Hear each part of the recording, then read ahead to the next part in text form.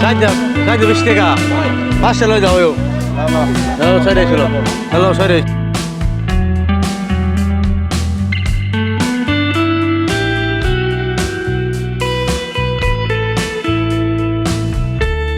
গফরগাঁও উপজেলার বারোবাড়িয়া ইউনিয়নের মাইজহাটি গ্রামের বাসিন্দা মাওলানা আব্দুল্লাহ ব্রহ্মপুত্র নদীর চরাঞ্চলের কৃষকদের উৎপাদিত কৃষিপণ্য রাস্তাঘাটের কারণে যখন বাজারজাত করা সম্ভব হচ্ছিল না, তখন কৃষকদের শাকসবজি বিক্রির সুবিধার্থে 2001 সালে গড়ে তোলেন এ বাজারটি।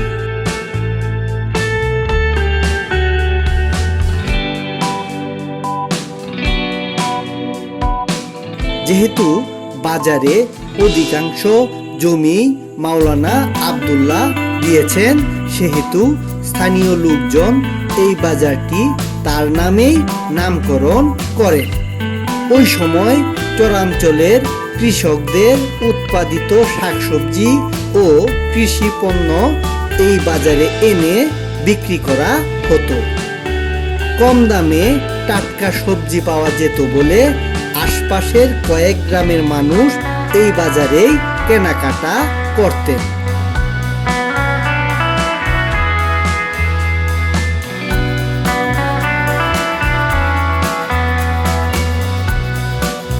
সপ্তাহের রবি ও বৃহস্পতিবার এখানে হাট বসে। হাটে প্রচুর শাকসবজি নিয়ে আসেন কৃষকেরা। শাকসবজির পাশাপাশি বিভিন্ন পণ্য সামগ্রীর দোকান নিয়ে বসেন দোকানিরা। শাক আনছি, মূলা শাক। শাক এটা লাল শাক, আমার করি মূলা শাক, পাট শাক।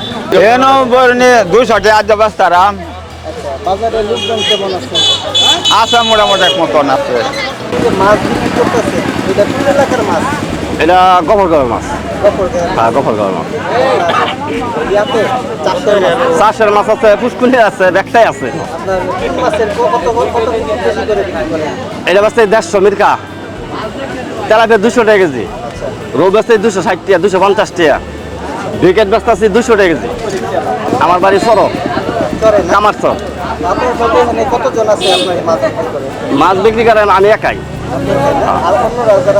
তারা বীরের আছে, সরের আছে, দলার আছে। হ্যাঁ, আশপাশের, বেশি দূরের না। না, হাটের দিন বেচলে মনে করেন যে 700, 800, 1000 এরকম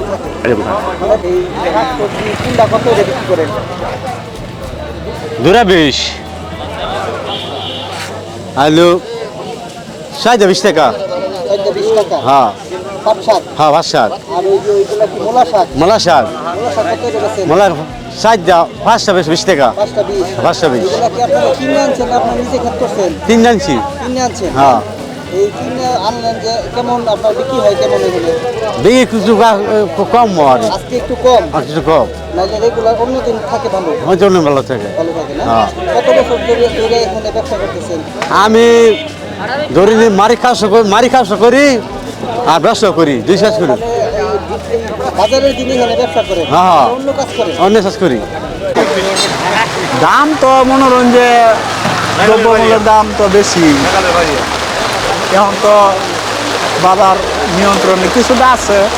এই যে তেল কিনলাম আধা কেজি 80 টাকা, আলু কিনলাম 60 টাকা। হ্যাঁ, সপ্তাহে 2 দিন। হ্যাঁ, প্রতি হাট 3-4 হাজার টাকা।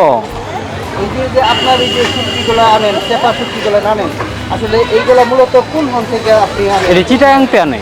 চট্টগ্রাম থেকে? হ্যাঁ, চট্টগ্রাম। এই এলাকায় রেগুলার ব্যবসা করেন? হ্যাঁ। আপনাদের গ্রামের বাড়ি কি এইখানে না?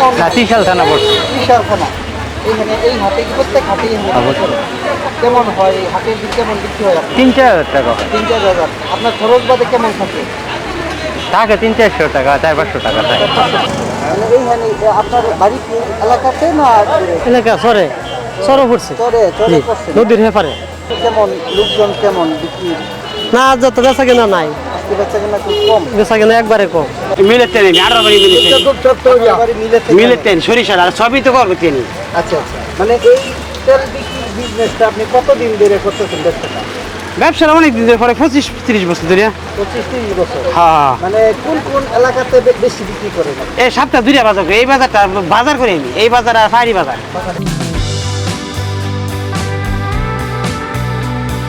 ব্যবসায়ীরা জানান এক সময় বাজারে বহু লোকের সমাগম হতো, বেচা বিক্রি হতো অনেক টাকা। এখন বিভিন্ন স্থানে দোকানপাট গড়ে ওঠায় এই বাজারে আগের মতো ক্রেতা আসে না।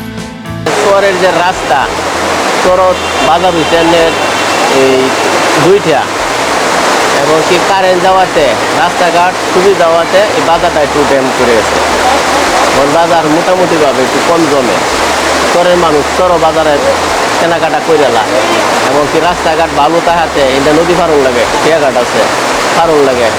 আর এদিক দিয়ে রাস্তা বাসাতে বাড়িতে পার হয়, গাড়ি তুলে বহর জায়গা যাতায়াত সুবিধা। বেশি সংখ্যক লোক শহরেরই উঠে বেশি, গ্রাম্য তো আশেপাশে তারা কম। সাইডপাড়া, মাইজাডি, গ্রামীণ তো বাজারটা সুবর্ণপুর। কিন্তু আমাদের চর কামারিয়া, বাটিপাড়া, উজানপাড়া, নতুন চর, চর মুসলন্দ, এরপরে যেটা বলে আর যে নয়াপাড়া, এগুলির লোকজন বেশি আসে। তারা আনাজ তরকারি সবজি টবজি লয়ে আসে। তারা আরো জানায় এই বাজারে স্থানীয় চরাঞ্চলের কৃষকদের উৎপাদিত শাকসবজি উঠে বেশি।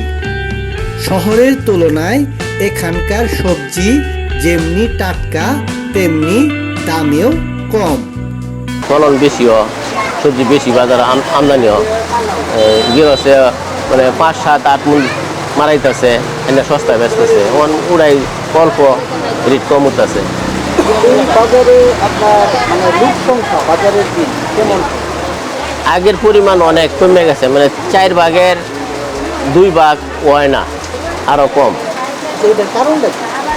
কারণটা হচ্ছে যে 1 নম্বর কারণ হচ্ছে যে বাজারের যে এই চর বাজার হওয়াতে আমাদের যে পাগলা মোড় 2টা বাজার, এই বাজারটি আমাদের প্রভাব পড়ছে। সপ্তাহে 2টা বাজার, 2-4টা বাজার যাবে, এটাই প্রভাব পড়ছে বেশি। এনে শাক সবজিটাই পাওয়া যায়, তরি তরকারিটাই পাওয়া যায়। এনে তো আর এনে ছাগল গরু উড়ে না বা হাঁস মুরগি উড়ে না, সবজির বাজারটাই চলে না। এই এলাকারই বেশি যারা পাইকার তারা এরিয়া থেকে, এই রোয়া থেকে টাকা নেওয়ার জন্য কিছু কিনেলা, গিরসের মালটা কিনে কম পয়সা দেয় থেকে কিছু পা, তবে হেনারা তার একটু চুরিটা বেচতে পারে, করে পয়সা কামাই আসতে। মানে আচ্ছা, এই বাজারটা হওয়াতে আশপাশের মানুষের মানে কি ধরনের মানে সুবিধা গুলো হয়েছে আপনার?